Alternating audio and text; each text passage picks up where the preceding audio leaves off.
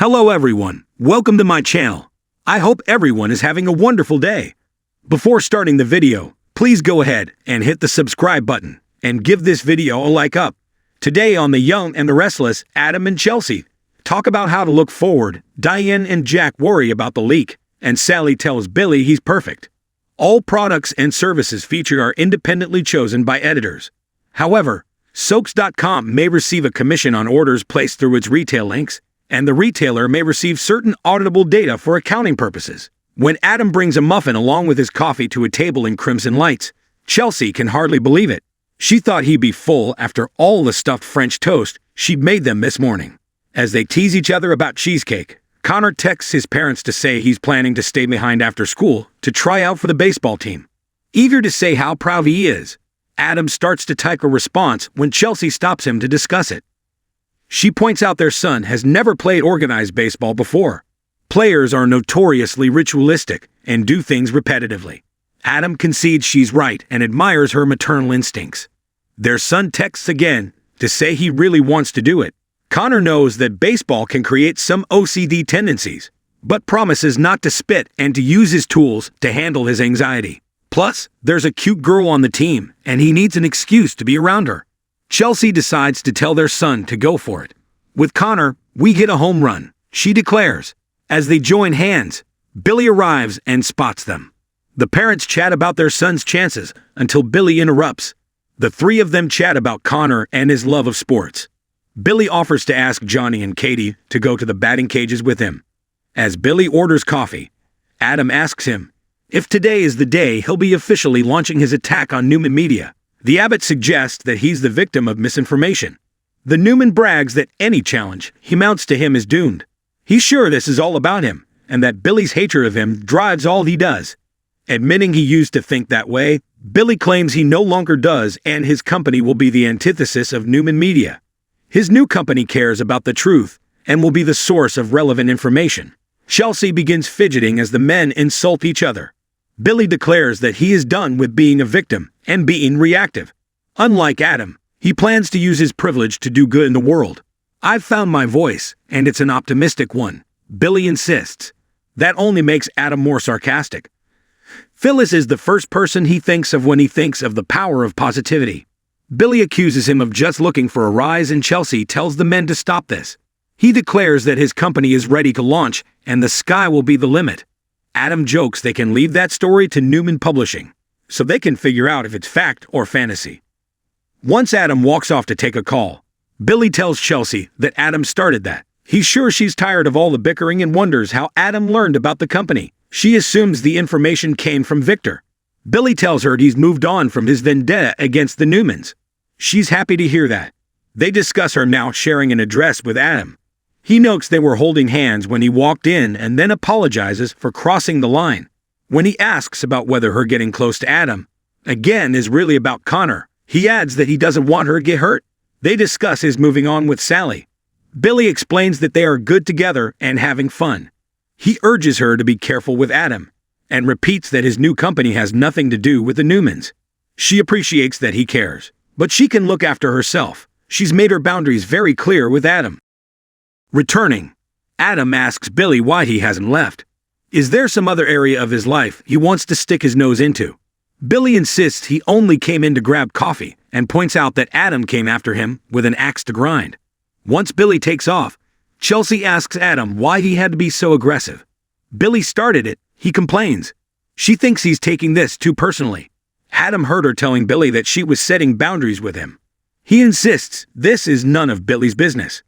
He's a loser and his new business venture will fail. If he believes that, Chelsea wonders why he's acting so threatened. Frustrated, Adam claims he's not threatened. He only wishes that Billy would find some other industry to fall flat in. She urges him to drop the family feud and focus on her. Apologetic, Adam explains that Billy gets under his skin, and he thinks Billy uses her to do that. Chelsea suggests that Billy's decisions rarely have anything to do with Adam. He has a past in media, so none of this should be a surprise.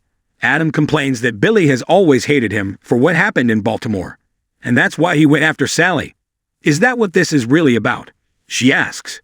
She thought he claimed he was over her. Adam points out she's defending her ex. Is she over Billy?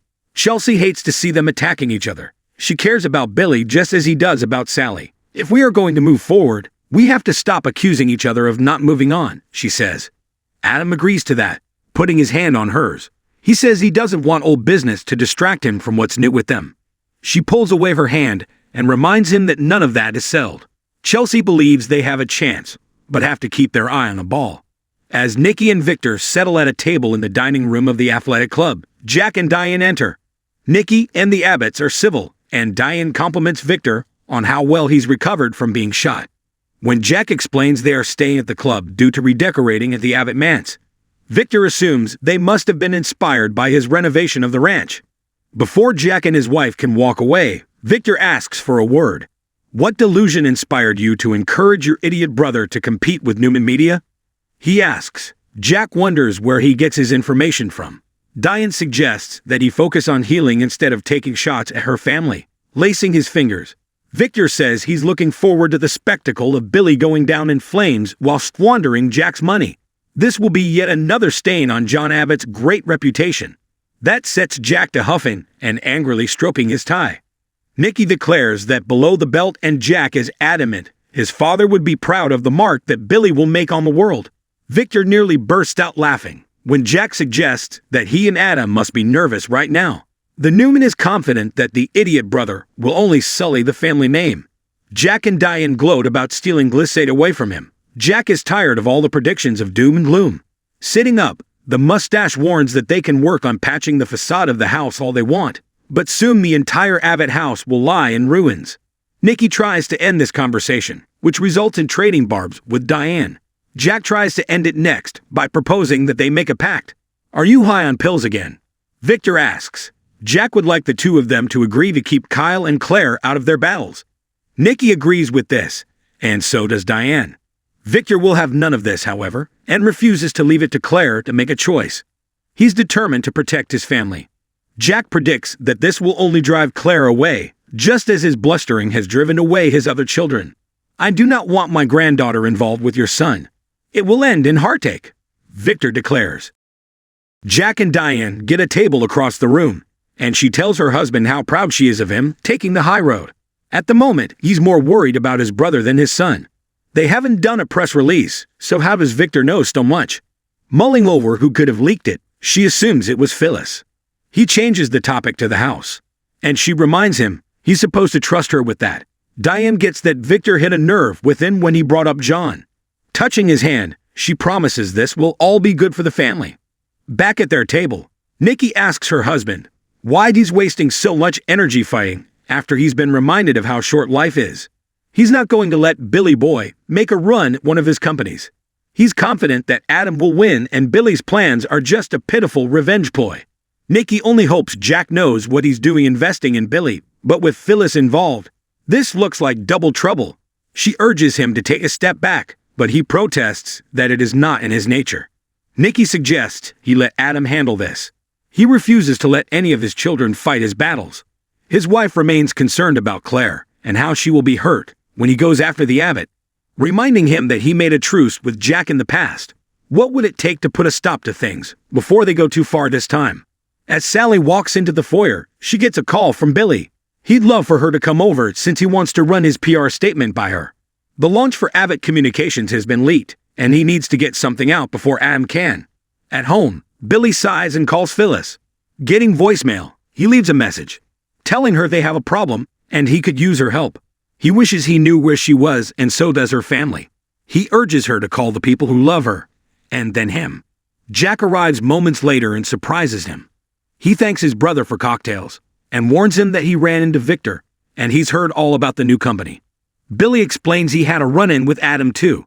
They speculate on who could have leaked, and neither of them thinks it was Nick, or that Kyle would have mentioned anything to Claire. Billy is working on getting in front of this, but wishes he could have caught Newman Media off guard. I thought you weren't going to make this about the Newmans, Jack says. Billy claims he just said that out of habit and wishes Phyllis was there to help. Jack is dismayed that she is still missing. Sally bounces in as Jack asks his brother how committed Phyllis really is to her job. He urges his brother to leave her name off any press releases, telling Sally she's a good influence on his brother. Jack leaves them alone. Picking up his tablet, Sally reads through Billy's press release. He worries that it's too packed with positivity and makes him sound better than he is. Smiling, she says it's exactly how she sees him and they should send it out as is. She adds that he's brilliant, dynamic, innovative, and sexy as hell. They kiss.